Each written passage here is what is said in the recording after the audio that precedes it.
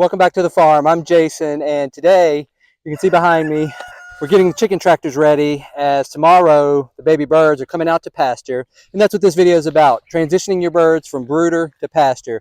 We're going to show you our system, how we do it, some little tips, hacks, shortcuts to help make it easier when you're taking your birds out of the brooder and putting them on pasture. As you can see, it's raining today, but it's one of those things. I have to work the weekend at my off-farm job, and with chores, getting ready for market in 2 days as well, just got to be done today. So actually the rain ain't too bad, feels good, it's cool temperatures. Without delay, let's get to it.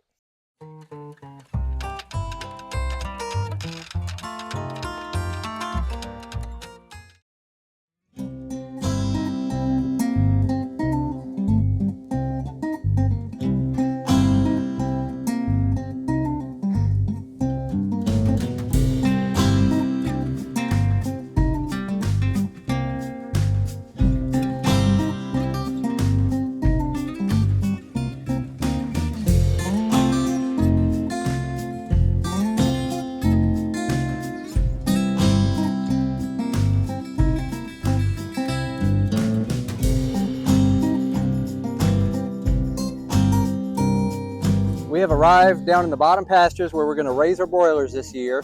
This is the same pastures that we raise our cattle on during the summer. We just ran the cattle through here about a week and a half ago. Still a lot of good grass. Try to pull them off early to make sure they have enough. But with the birds, we've wanted to get the meat birds down here into the pastures where we primarily cut hay, raise our cattle. Broilers make so much manure, especially when they start getting into that 5, 6, 7, 8 week range. And so it just makes sense to put it on the pasture and let them do it. These are chicken tractors behind me. I've talked about in a few of our other videos. If you have a look up here, you can see our video on raising pastured poultry. It's a complete guide of feed, watering, and how our system works. This video, I'm going to focus primarily on showing you the chicken tractors as we get those set up, all the functions that they have, and what we do to get the baby birds into these chicken tractors. They're like 3 weeks and 1 day today, so they need to come out. But we're getting some rain today. I don't want to put them out here on wet grass, so we're getting everything set up today.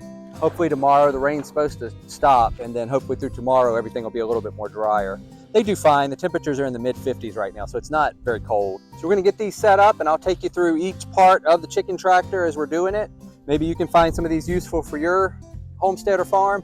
Maybe you see something I could do better with these, and let me know. We use these 12 by 14 white tarps.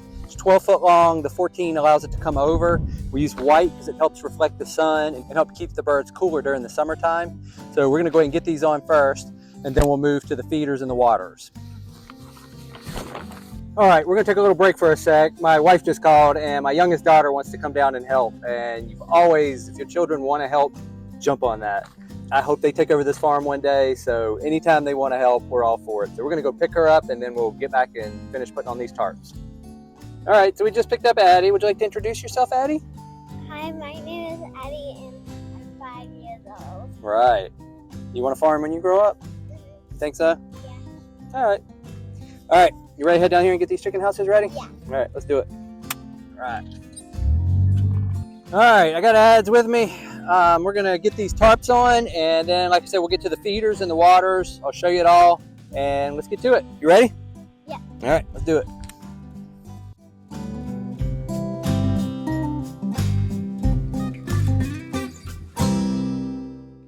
All right, the wind's really whipping, so hopefully my mic's not going to be too distorted, but we've had these chicken tractors, a couple of them for 7 years and a couple of them for 4 years, and they are really holding up.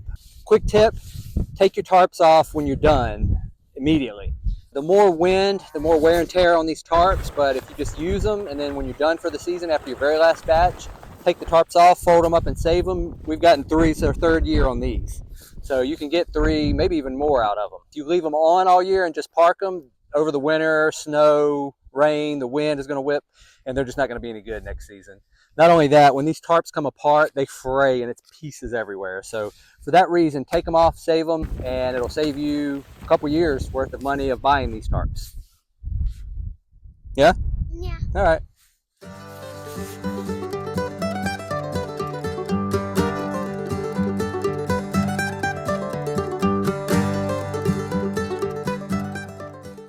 All right, now all the chicken houses have tarps. Unfortunately, I'm running really low on zip ties. That's what we use to connect them, so I'll have to get some more of those. So we kind of just put some strategic ones in to help hold. Addie's putting in the last one now, and we're gonna move into our waters.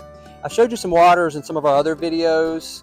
There'll be a link down below to our Brooder video, and there we go over the water, how it works and such. In short, they're bell waters. We have big buckets on the back with a tube that feeds to the bell water, so we just fill the bucket up on the outside, and that drains into the bell water inside, and it's weighted, so when it gets enough water in it, it stops flowing, and it works great for the chickens. It works great in this system because then I don't have to move buckets of water. We literally just pull the chicken houses, the bucket's on back, the bell waters hang, and it all moves with it, so it's very little labor. You're really just filling a big 5-gallon bucket on the back. Occasionally you have to get out a clog, get some dirt out.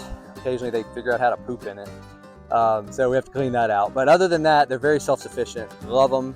In my other video, I pointed out, you can get these at big box stores, ag stores. I would highly recommend, just look on Craigslist, look on Facebook and look around.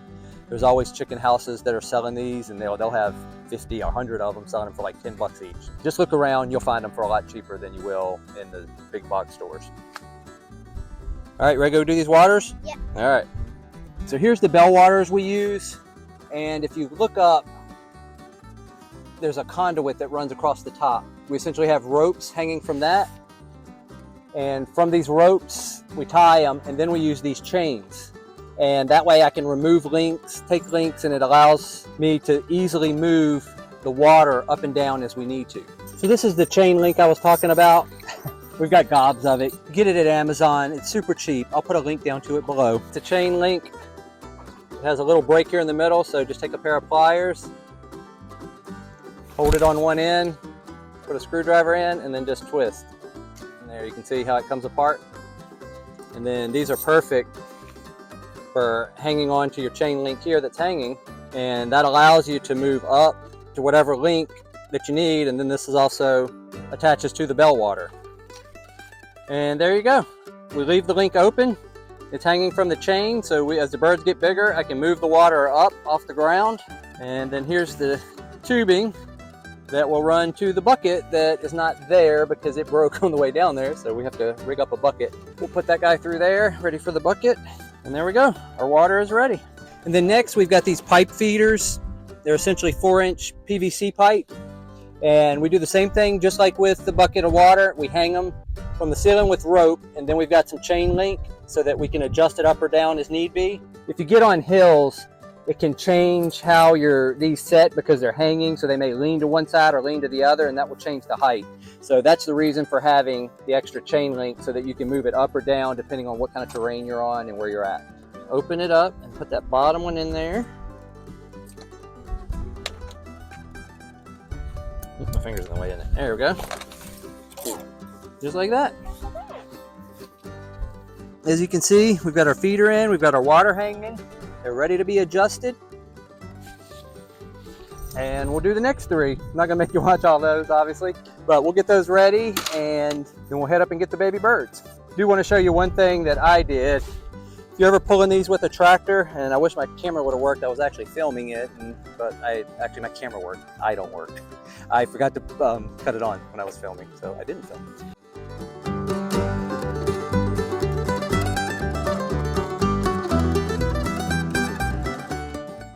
As you can see here, these are broke here, totally broke. And that's where I was pulling it with the tractor and the thing slammed into the back of the hitch that I was pulling it with. So we'll get some boards and just sister it to the back end to get it all straight. So this is the very first one I built, going on 7 years now. They need some little touch-ups, but man, the lap joints that John Suscovich, he's the guy that created the design for these tractors. The lap joints really help. So if you get his plans, I'll put a link to that below. Definitely make sure you do the lap joints. They're more work, but they really add a lot of strength and a lot of longevity to these tractors. And now I got more help. That's my wife, Lexi. She is coming to help, so this is nice. How's it going? Good. Hi guys, I'm Lexi. I am here with a farm hack for you. We buy foot brushes from the dollar store in bulk. So they've got a little place that you could just hang them right off with a screw. They're great for cleaning out your feeders and your waters, and they are wildly inexpensive. So, farm hack.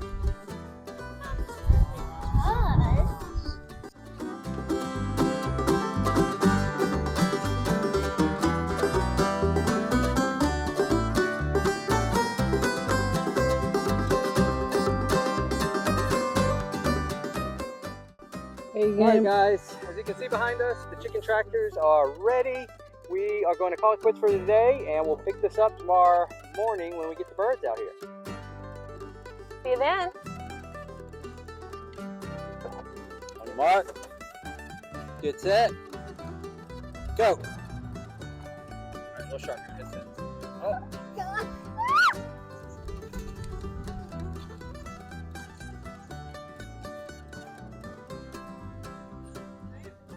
Today's a big milestone as we are moving our chicks from their brooder out onto the pasture. You're going to see my youngest Addie helping. You'll see Lexi, my wife. We're all kind of pitching in, getting it done. You won't believe how much these little guys have grown. So stay tuned. Let's get a little bit of prep work done and we'll get them in the brooder.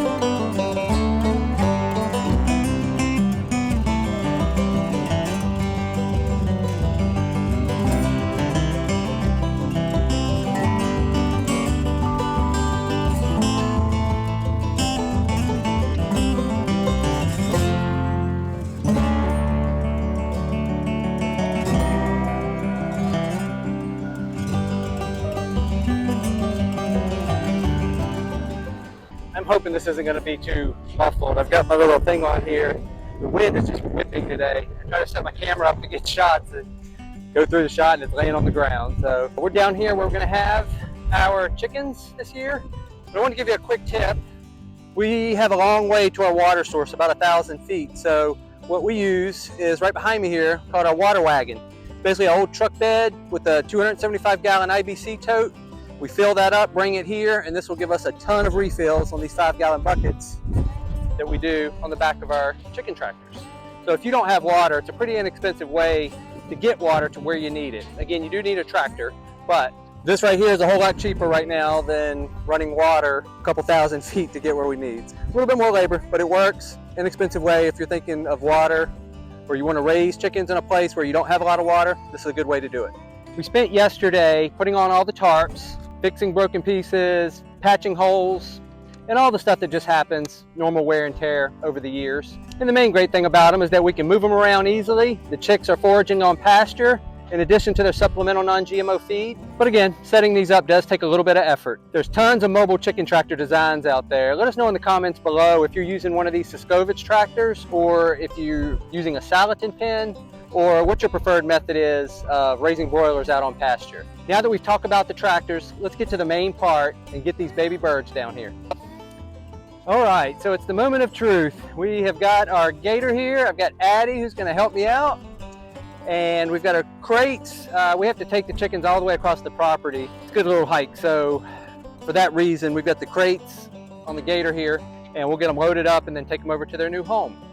This always tends to be a little bit stressful for the chicks. We try to handle them as gently as we can. We'll put one of these crates inside, and then it's just a matter of catching them. They do run from us. Addie does a great job. She's super motherly to the chicks, so I think this is gonna go great. So we're gonna get them loaded up, and we'll head down to their new home.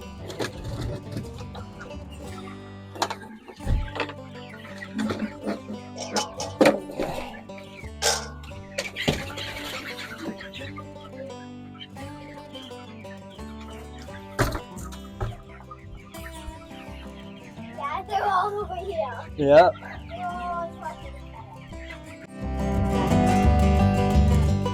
So if you look here behind us, we've got most of our birds loaded up. We have one more group right here to get on the gator. My partner Ed's here.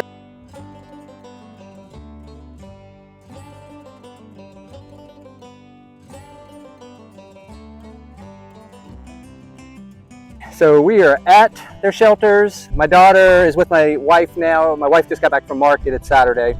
They are unpacking from market, and I am going to get these birds unloaded. We have got them all loaded up, like saying crates, so we'll put crates in front of each tractor and then just put them in. And the goal after that is just to let them chill. This has been a stressful event for them, obviously. One, moving to a new environment. Two, just the process itself of catching them, putting them in crates. So we just let them chill, let them acclimate. As you can see, they've got clean food, full food. They've got clean water and all the things they need. So let's get them in there and get it done.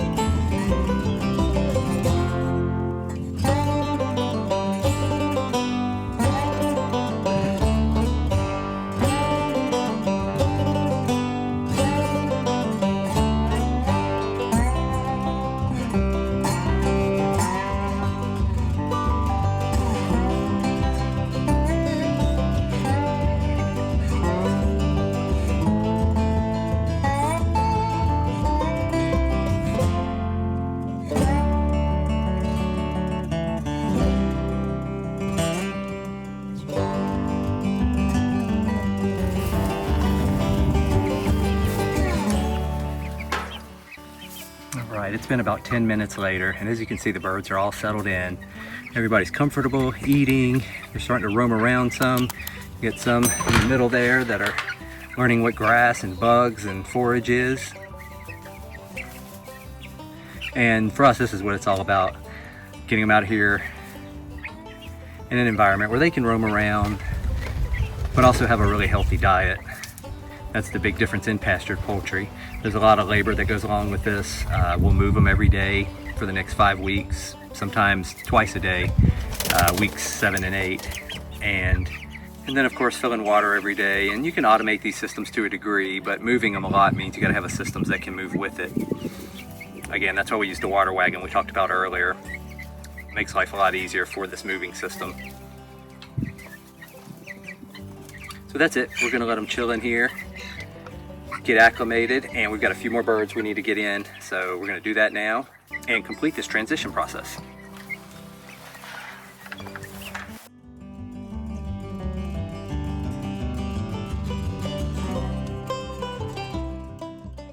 All right, so one final tip with these chicken tractors is when you finally get the birds all settled, everything's the way you want it, everybody's moving where they need to be, you'll want to take off the wheels. The wheels don't give it a bunch of clearance, but it's just enough of a gap that a predator could, reach its little paw in there and grab a hold of one of your little baby birds. So just for their safety, you want to make sure you take the wheels off so it's sitting as low to the ground as it possibly can.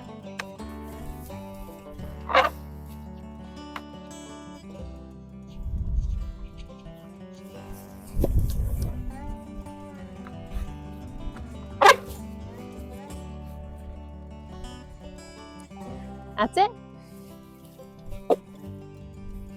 So Lexi, my wife, is here helping. We're almost done. If you really want to know our entire pastured poultry system, then